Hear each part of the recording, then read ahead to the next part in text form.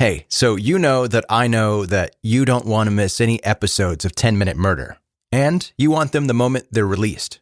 The best way to make that happen is to follow in whatever app you're listening right now. Depending on the app, it might say follow or subscribe or collect. Just hit that button and be the first to get new episodes. 10 Minute Murder contains depictions of actual crimes. What you are about to hear is real and violent in nature. Discretion is advised. This is 10 Minute Murder.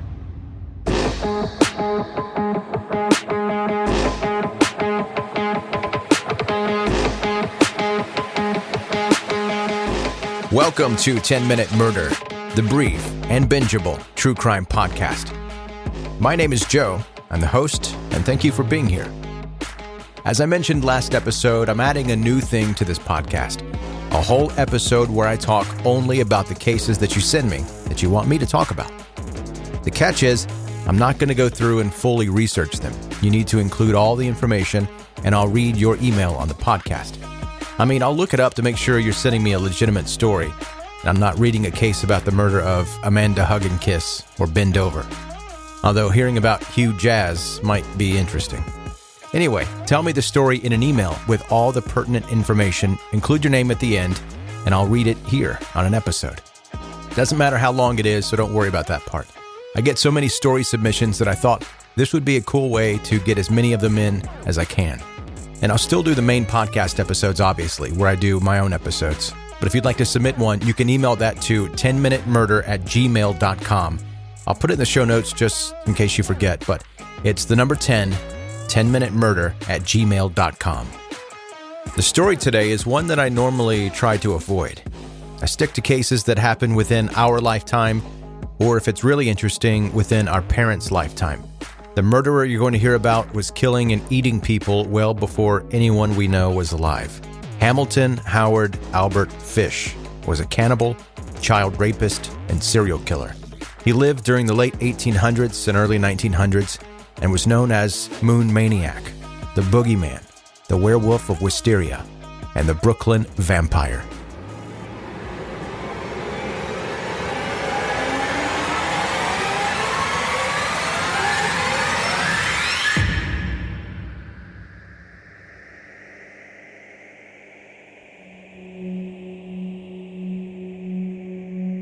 Albert Fish was born in Washington, D.C. on May 19, 1870. His father was American of English ancestry, and his mother was Scots-Irish American. His father was 43 years older than his mother, and 75 years old at the time of his birth. Fish was the youngest child and had 3 siblings, Walter, Annie, and Edwin. He wished to be known as Albert after a dead sibling and to escape the nickname Ham and Eggs, which he was given at an orphanage in which he spent much of his childhood. Fish's family had a history of mental illness. His uncle suffered from mania, one of his brothers was confined to a state mental hospital, and his sister Annie was diagnosed with a mental affliction.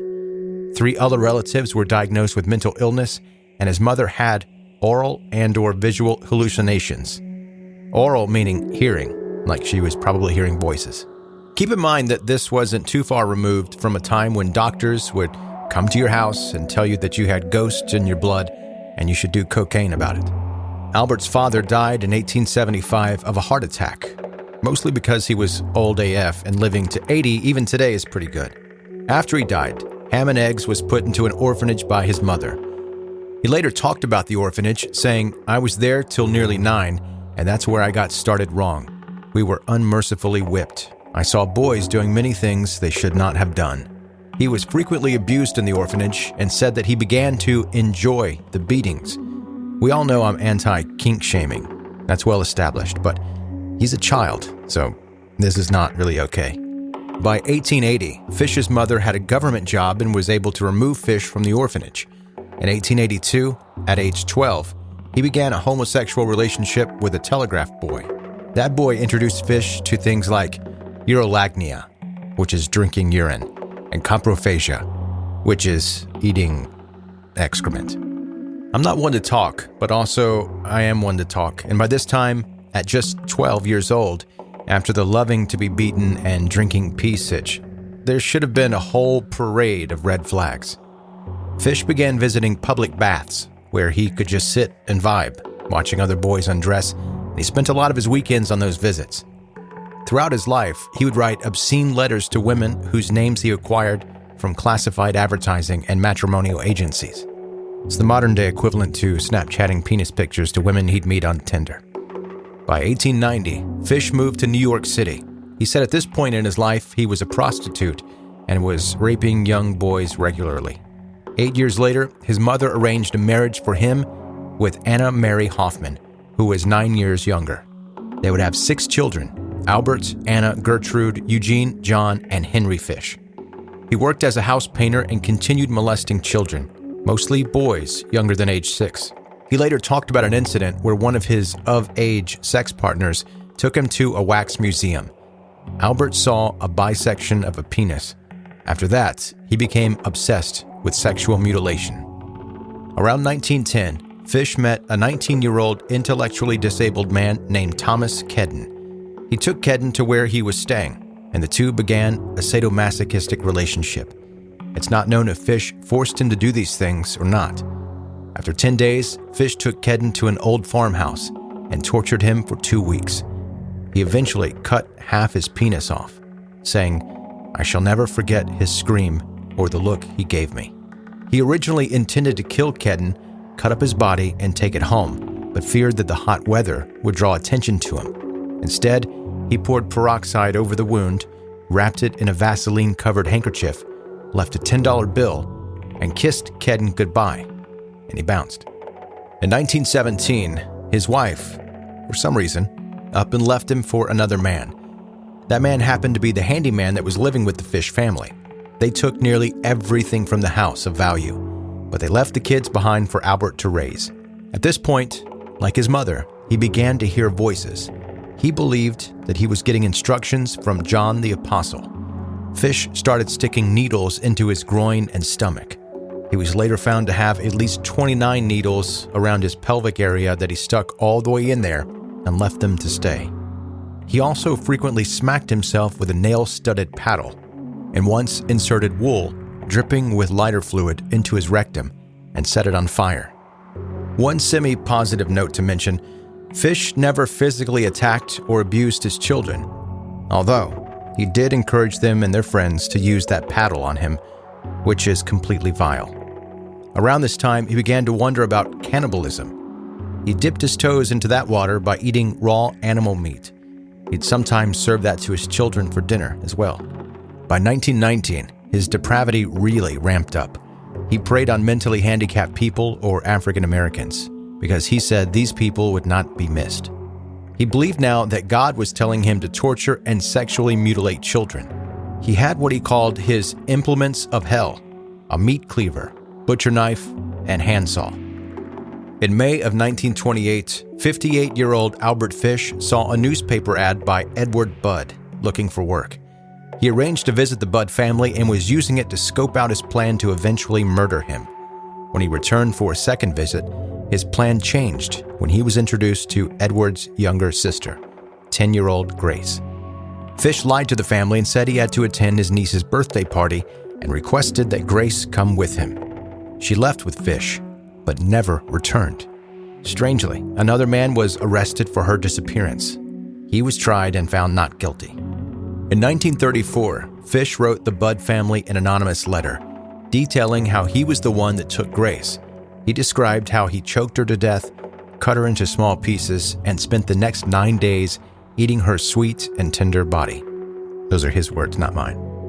Fish made sure to mention at the end that she remained a virgin. Police used that letter to track down Fish. It was written on very specific stationery. He was arrested and did not deny the murder once in custody. He told them he didn't rape her, but did have 2 involuntary ejaculations while he was strangling her to death. Also, while in custody, Albert Fish confessed to killing 9-year-old Frances McDonald. In July 1924, the body was found hanging in a tree by his suspenders after being sexually assaulted and some flesh stripped off. Fish said later that he intended to castrate the boy, but heard people nearby, so he left. In February of 1927, 4-year-old Billy Gaffney and his 3-year-old neighbor were playing together in their apartment hallway. They disappeared. Later, the 3-year-old was found on the roof and said the boogeyman took Billy. Fish confessed in a letter to his attorney how he tortured and drank the little boy's blood. He took pieces of him home, including what he called his monkey and peewees, and cooked them with vegetables and bacon. He ate that for the next 4 days, but said he couldn't eat his peewees because they were too tough to chew. He flushed them in the toilet. Albert Fish's trial lasted 10 days. He pled insanity, claiming to hear voices, and associated his cannibalism as communion. It was determined that he was abnormal but sane. One witness claimed that such a person was not mentally sick and that these were common perversions that were, quote, socially perfectly all right, and that Fish was no different from millions of other people. Some very prominent and successful people who suffered from the very same perversions. I really hope not. None of the jurors doubted that Fish was insane, but ultimately, as one later explained, they felt he should be convicted and executed anyway. Hamilton Howard Ham and Eggs Albert Fish was executed on January 16, 1936, in the electric chair at Sing Sing. He entered the chamber at 11:06 p.m. and was pronounced dead 3 minutes later. Fish is said to have helped the executioner position the electrodes on his body. His last words were reportedly, "I don't even know why I'm here." Before he died, he wrote a final statement and gave it to his lawyer. His lawyer refused to reveal what was written on those 3 pages, saying, "I will never show it to anyone. It was the most filthy string of obscenities that I've ever read."